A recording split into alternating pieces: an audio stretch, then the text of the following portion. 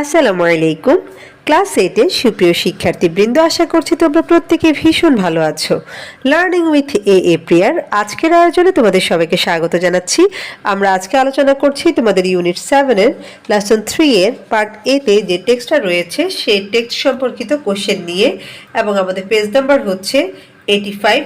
এর আগের ভিডিওতে আমি এখানকার যে টেক্সটটা রয়েছে সেই টেক্সটটা সম্পর্কে তোমাদের সাথে বিস্তারিত আলোচনা করেছি, এবং সেই আলোচনার প্রেক্ষিতে আজকের যে কোশ্চেনগুলো রয়েছে সেই কোশ্চেনগুলো এবং এমসিকিউগুলোর আনসার দেওয়ার চেষ্টা করব। তো তোমরা যারা এখনও টেক্সটটা পড়োনি, তোমরা চাইলে আমার প্লেলিস্টে গিয়ে টেক্সটটা পড়ে নিতে পারো, এবং তোমাদের সুবিধার্থে প্লেলিস্টের লিঙ্কটা আমি কমেন্ট বক্সে দিয়ে রেখেছি।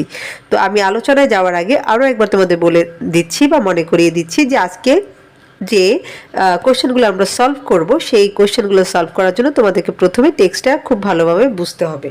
তো দেখো, আমাদের প্রথম কোশ্চেনটাই বলছে হু আর রিভার জিপসিস, অর্থাৎ এই যে নদীতে বসবাসকারী যাযাবর কারা বা বেঁধে কারা।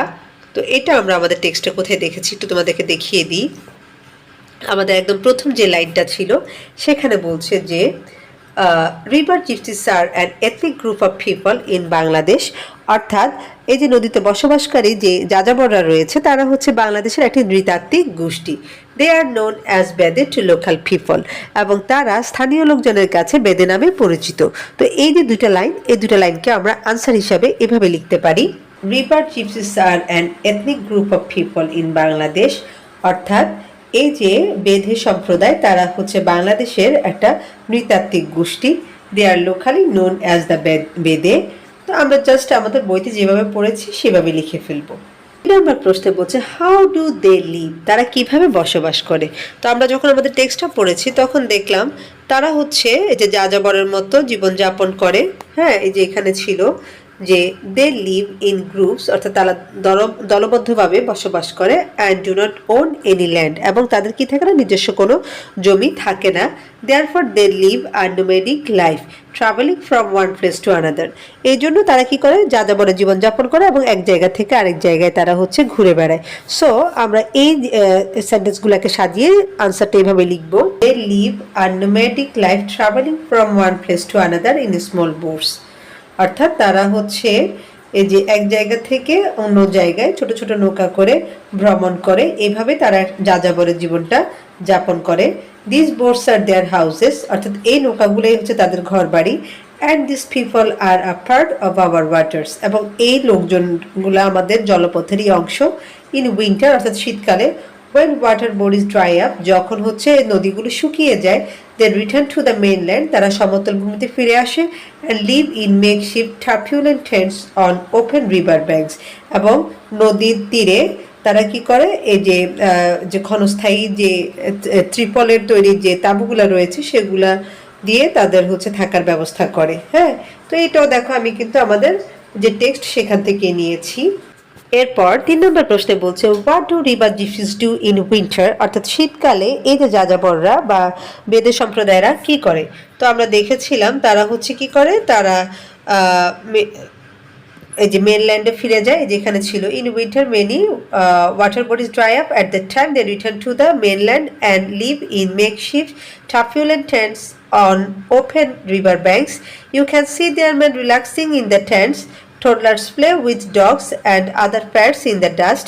Women often idle away time by picking up flies in toes or trees sitting in a row. তো এই যে লাইনগুলা, এই লাইনগুলোর আলোকে আমরা আমাদের আনসারটা এইভাবে সাজাতে পারি। তো এই যে প্রশ্নটার আনসার জাস্ট আমাদের বইয়ের মধ্যে বা টেক্সটের মধ্যে যেভাবে আছে আমরা সেইভাবেই বসিয়ে দিব, যে in winter they return to the mainland and live in makeshift tarpaulin tents on open river banks. Okay, 4 নম্বর প্রশ্নে বলছে what do river gypsy man do for a living, অর্থাৎ জীবিকার জন্য এই যে বেঁধে পুরুষরা তারা কি করে সেটা জানতে চাচ্ছে। তো আমরা এখানে দেখেছিলাম তারা হচ্ছে এই যে সাপ ধরে, হ্যাঁ, এবং মানুষকে সাপের খেলা দেখায়, বিভিন্ন ধরনের হার্বাল প্রোডাক্ট তারা বিক্রি করে। তো এই লাইনগুলোকে আমরা আনসার হিসাবে নিব। ফর আ লিভিং, অর্থাৎ বাঁচার জন্য বা জীবন ধারণের জন্য। দ্য ম্যান ক্যাচ স্ন্যাক্স, এই যে তাদের যে পুরুষ তারা হচ্ছে সাপ ধরে। Entertain people with snake charming, এবং সাপের খেলা দেখিয়ে মানুষদেরকে বিনোদন দেয়।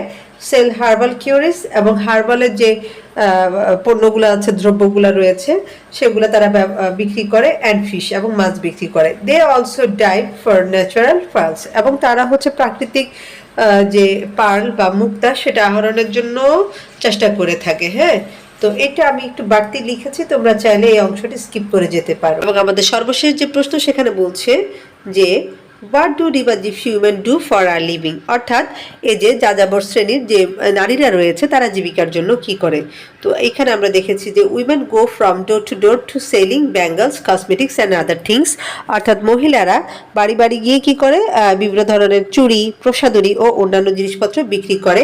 দে also try to heal pains of old people, অর্থাৎ তারা কি করে, এই যে বয়স্ক মানুষদের শরীর থেকে ব্যথা দূর করার চেষ্টা করে, by chucking out blood from their body, তাদের শরীর থেকে রক্ত চুষে নিয়ে, অর্থাৎ রক্ত চুষে নিয়ে বয়স্ক লোকদের শরীর থেকে তারা ব্যথা দূর করার চেষ্টা করে। তো আমাদের টেক্সটে যেভাবে আছে সেভাবে করে লিখবো যে the women go from door to door selling bangles, cosmetics and other things, অর্থাৎ এই যে মহিলাগুলো এরা হচ্ছে বাড়ি বাড়ি গিয়ে চুড়ি, কসমেটিক্স বা প্রসাধনী এবং অন্যান্য জিনিসপত্র বিক্রি করে।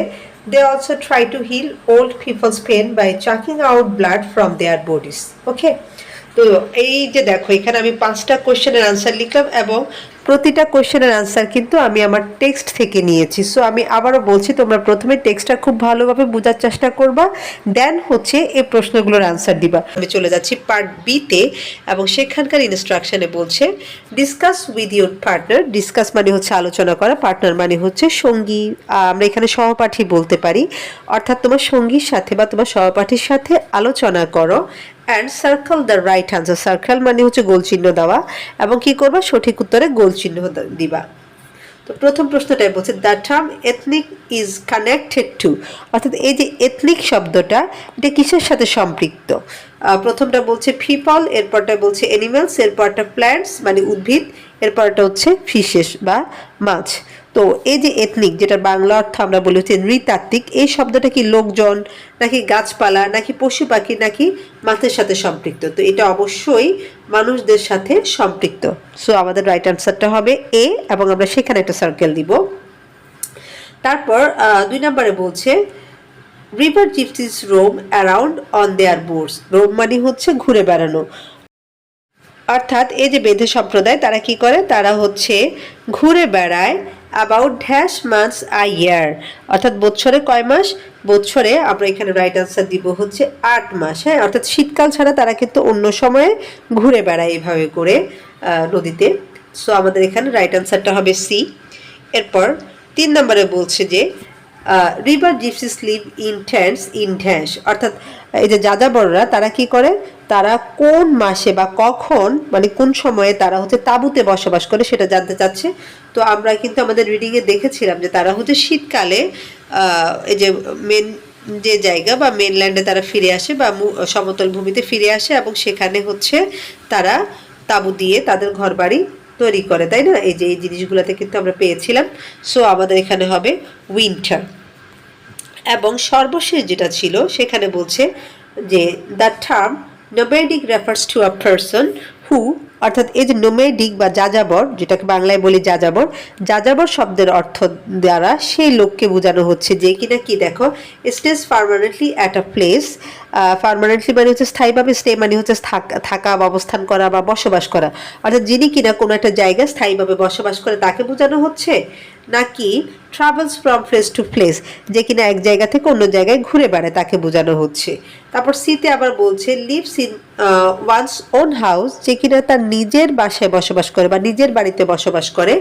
Lives in a rented house, rented মানে হচ্ছে ভাড়া, যে কিনা ভাড়া বাড়িতে বসবাস করে। তো আমরা জানি নোম্যাডিক মানে হচ্ছে বাংলায় যাযাবর বলে, এবং যাযাবর হচ্ছে তারা যারা কিনা এক জায়গা থেকে অন্য জায়গায় ঘুরে বেড়ায়, যাদের কোনো স্থায়ী বসবাসের জায়গা নেই, তাদেরকে আমরা বাংলায় বলি যাযাবর এবং ইংলিশে বলি হচ্ছে নোম্যাডিক। তো আশা করছি আজকের আলোচনার তোমরা বুঝতে পেরেছো। তারপরও এই সম্পর্কিত যদি তোমাদের কোনো মতামত থেকে থাকে বা কোথাও বুঝতে অসুবিধা হয় আমাকে কমেন্ট বক্সে জানাবা। আমি আমার জায়গা থেকে তোমাদের কমেন্টের রিপ্লাইগুলো দেওয়ার জন্য সর্বোচ্চ চেষ্টা করে থাকি। তো ইনশাআল্লাহ তোমাদের সাথে আমার পরবর্তীতে পার্ট সি থেকে আলোচনা হবে। সে পর্যন্ত সবাই তোমরা ভালো থাকো, সুস্থ থাকো, আর লার্নিং উইথ এ প্রিয়ার সাথেই থাকো। আল্লাহ হাফেজ।